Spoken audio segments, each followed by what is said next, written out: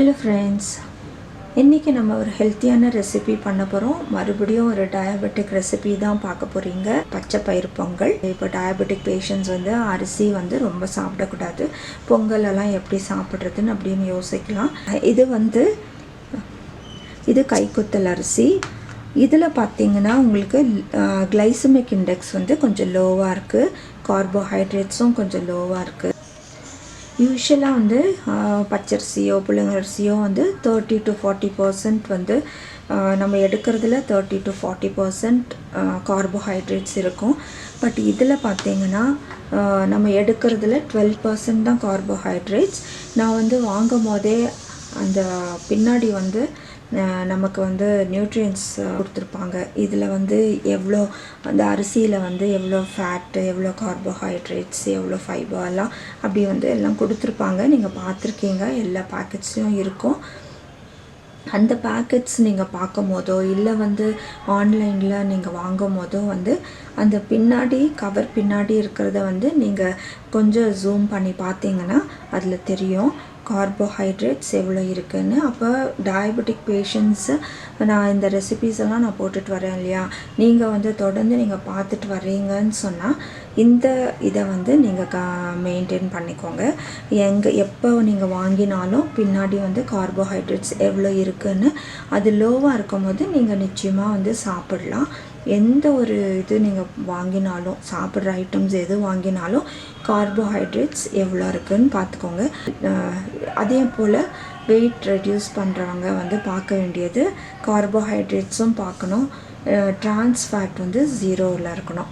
அது நீங்கள் இது வரைக்கும் பார்த்தில்லைன்னா இனிமேலுக்கு எது வாங்க போனாலும் பின்னாடி அந்த கண்டென்ட்ஸ் யூஸ்வலாக கொடுத்துருப்பாங்க. எதுவும் கொடுக்கலன்னா தயவுசெய்து நீங்கள் வாங்காதீங்க.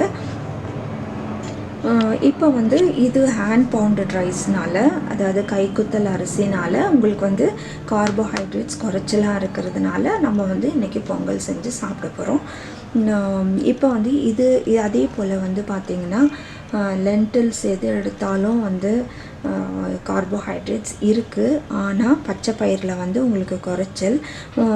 மற்றபடி இந்த பச்சை பயிரை நான் ஊற வச்சு சும்மா ஒரு நாள்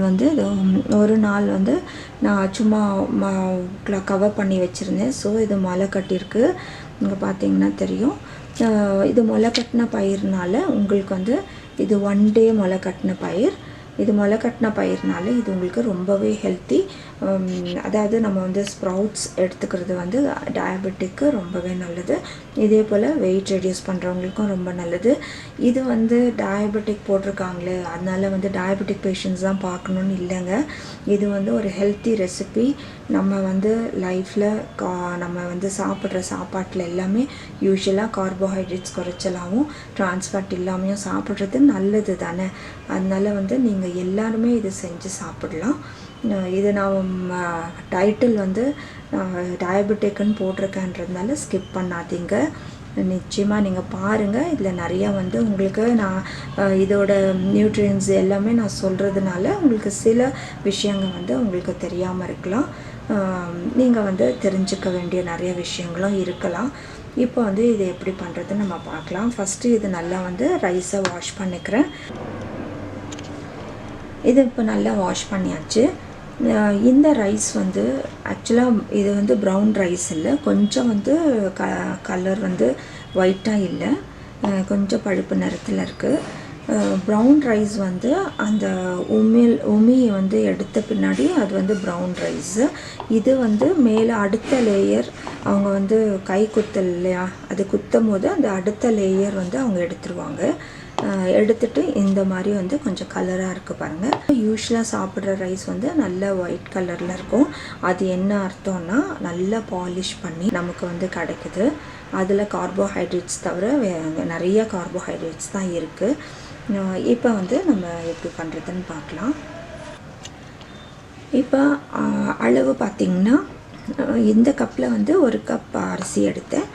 இதுலேயே நான் 1 கப் முளை கட்டின பயிர் எடுத்துக்கிறேன். இது ஊற வச்சதுனால நல்லா பாருங்கள் நல்லா பெருசாக ஆகிடுச்சு. இது அப்படியே நீங்கள் எடுக்கிறதா இருந்தால் 1/2 கப் எடுத்துக்கோங்க. அதாவது வெறும் பச்சை பயிறு எடுக்கிறதா இருந்தால் ஊற வைக்காமல் இருந்துச்சுன்னா அது வந்து 1/2 கப் எடுத்துக்கோங்க. இது நான் 1 கப் எடுக்கிறேன். இப்போ நம்ம ஒரு குக்கர் எடுத்துக்கலாம். இந்த அரிசி வந்து நான் அதில் போட்டுடுறேன். நம்ம வந்து யூஷுவலாக பொங்கல் பண்ணும்போது பாசிப்பருப்பு வந்து வறுப்போம். இது வறுக்கெல்லாம் தேவையில்லை.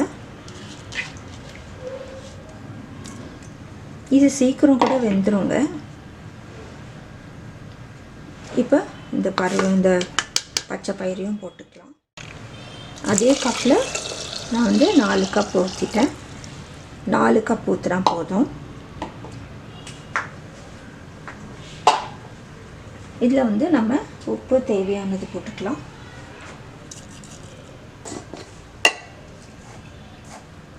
கொஞ்சம் சீரகம் போட்டுக்கலாம்.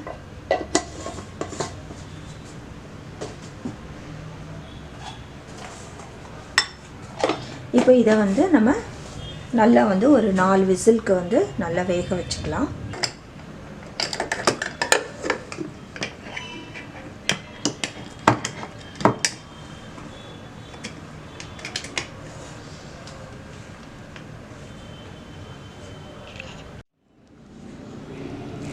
இப்போ நம்ம பொங்கல் நல்லா வந்து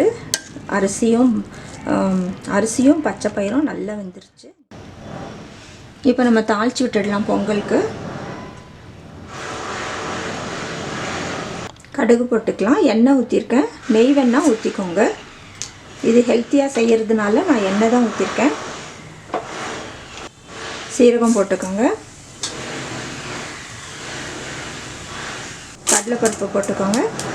உளுந்து போட்டுக்கோங்க. முந்திரி போட்டுக்கலாம்.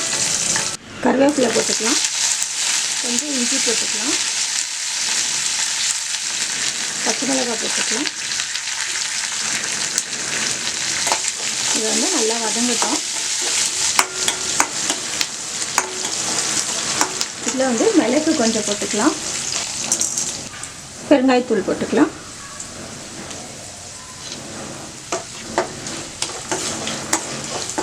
நல்லா வதங்கிடுச்சு. இப்போ வந்து நம்ம ரைஸை ஆட் பண்ணிக்கலாம். ரைஸும் பருப்பும்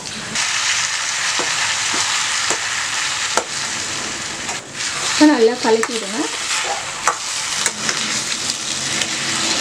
இது கைக்குத்தல் அரிசி நல்லா குழஞ்சிருச்சு பாருங்கள்.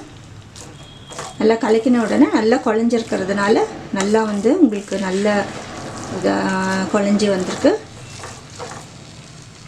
உப்பெல்லாம் செக் பண்ணிக்கோங்க. இது வந்து ஹெல்த்தியாக நம்ம செய்கிறதுனால வந்து நெய் ஊற்றல, எண்ணெய் தான் ஊற்றிருக்கேன். நீங்கள் வேணால் நெய் கொஞ்சம் ஊற்றிக்கலாம். பச்சை பயிறு பொங்கல் ரெடி ஆகிடுச்சு. நம்ம கொஞ்சம் கொத்தமல்லி கார்னிஷ் பண்ணிக்கலாம். சூப்பராக இருக்குங்க பச்சை பயிறு பொங்கல். நீங்களும் வந்து செஞ்சு பாருங்கள். நல்ல ஒரு ஹெல்த்தி ரெசிபி. இது டயபெட்டிக் ரெசிபி தான். பச்சை பயிர்லேயும் கைக்குத்தல் அரிசிலையும் கார்போஹைட்ரேட்ஸ் குறைச்சலாக இருக்குது. அதனால வந்து இது டயபெட்டிக்கு நீங்கள் வந்து யூஸ் பண்ணிக்கலாம். இந்த ரெசிப்பியை டயபெட்டிக் பேஷண்ட்ஸ் வந்து இந்த ரெசிபி நீங்கள் செஞ்சு சாப்பிட்லாம். மற்றவங்களும் வந்து இது செய்யலாம். யூஷுவலாகவே ஹெல்த் வைஸ் கார்போஹைட்ரேட்ஸ் குறைச்சலாக சாப்பிட்றது நல்லது தான். பச்சை பயிரில் வந்து நிறைய பெனிஃபிட்ஸ் இருக்குது. அதில் வந்து உங்களுக்கு கார்போஹைட்ரேட்ஸ் குறைச்சல், பட் மற்றபடி நிறைய நியூட்ரியன்ஸ் இருக்குது. லைக் பண்ணுங்கள், ஷேர் பண்ணுங்கள், சப்ஸ்கிரைப் பண்ணுங்கள். செஞ்சு பார்த்து உங்களோட கமெண்ட்ஸ் எங்களுக்கு போஸ்ட் பண்ணுங்கள். தேங்க்ஸ் ஃபார் வாட்சிங்.